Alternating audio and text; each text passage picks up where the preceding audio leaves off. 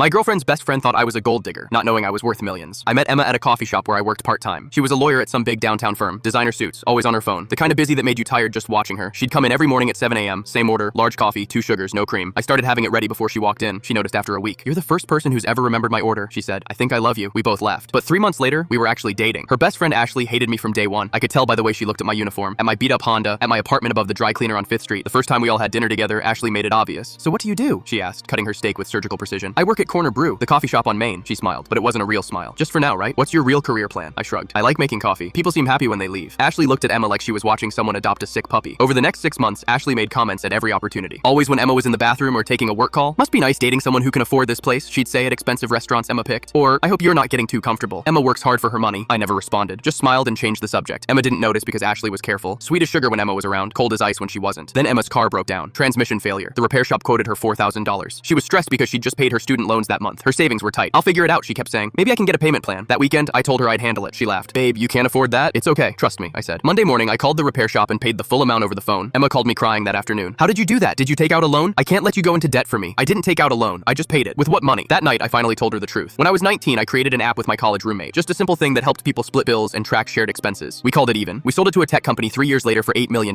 My half was $4 million. I bought my mom a house, put money away for my little sister's college, invested the rest. I worked at the coffee shop because I liked it, because it was normal, because after spending 2 years in Silicon Valley meetings with people who only cared about money, I wanted to do something that actually made people smile. Emma stared at me for a full minute. "You're a millionaire?" she finally said. "Technically, yes, but I don't really think about it that way." She started laughing, then crying, then laughing again. Ashley is going to lose her mind. The next dinner was at Emma's apartment. Ashley showed up with wine and that same fake smile. Halfway through dinner, Emma's phone rang. A work emergency. She had to take it in the other room. Ashley waited exactly 10 seconds after Emma left. "Look," she said, "I know what you're doing. Emma's successful and you're riding that wave, but eventually she'll see through it." I took a sip of water. "What do you think I'm doing? You're a coffee shop worker dating a corporate lawyer. Do the math." I nodded slowly. "You think I'm with her for money?" "Obviously." That's when Emma walked back in. She'd finished her call faster than expected. She looked at Ashley, then at me. "Tell her," she said to me. I really didn't want to, but Emma gave me that look. "I sold a company when I was 22, I said. "Made enough money that I don't have to work. I work at the coffee shop because I want to, not because I need to." Ashley's fork stopped halfway to her mouth. Emma pulled out her phone and showed Ashley something. My guess was a bank statement or investment portfolio. Ashley's face went from confused to shocked to completely red. She set down her fork, stood up, grabbed her purse. "I need to go," she said. She didn't apologize, just left. Emma sat back down and poured herself more wine. "She's been terrible to you for months," she said. "I heard everything from the kitchen just now." "I know. Why didn't you say anything?" "Because it didn't matter what she thought, only what you thought." Emma reached across the table and grabbed my hand. Ashley texted the next day. A long message about how sorry she was, how she judged me, how she was wrong. I didn't respond. A week later, she showed up at the coffee shop during my shift. She ordered a coffee and left a $100 tip. I still didn't say anything, just made her coffee the way she liked it. Some people spend their whole life assuming the worst about others, looking at someone's job or car or clothes and thinking they know the whole story. Emma never did that. That's why I'm marrying her next month. Ashley's invited to the wedding. She already RSVP'd, yes. I'm still working at the coffee shop 3 days a week, still driving my old Honda, because none of that stuff ever mattered anyway.